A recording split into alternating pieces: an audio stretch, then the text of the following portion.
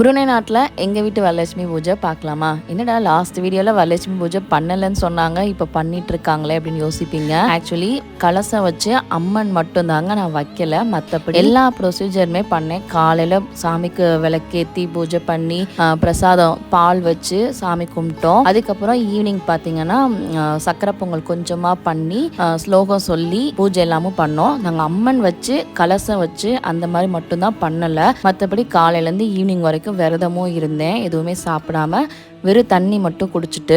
நிறைய பேர் சொல்லுவாங்க வரலட்சுமி பூஜை வந்து ஒரு வருஷம் தள்ளி போயிடுச்சுன்னா அது கண்டினியூஸாக தள்ளி போயிட்டே இருக்கும் அப்படின்னு சொல்லிட்டு. அதனால மனசுக்கு ஒரு மாதிரி கஷ்டமாக இருந்துச்சு. ஸோ அந்த மாதிரி அது இருக்கக்கூடாது அப்படிங்கிறதுக்காக தான் பார்த்தீங்கன்னா ப்ரொசீஜர் படி எல்லாமே பண்ணேன், பூஜை எல்லாம் பண்ணேன். ஆனால் கலசம் வைக்கல, அம்மன் வந்து நான் ரெடி பண்ணி வைக்கல. வெறும் பூஜை ரூமில் பூஜை பண்ணி ஸ்லோகம்லாம் சொன்னோம், அவ்வளோதான். வீட்டில் பூஜையெல்லாம் முடிச்சுட்டு 2-3 ஃபேமிலி வந்து நம்மளே வரலட்சுமி பூஜைக்கு இன்வைட் பண்ணியிருக்காங்க. ஸோ அங்கே கிளம்பிட்டோம். ஸோ நெக்ஸ்ட் வீடியோ பார்க்கலாம்.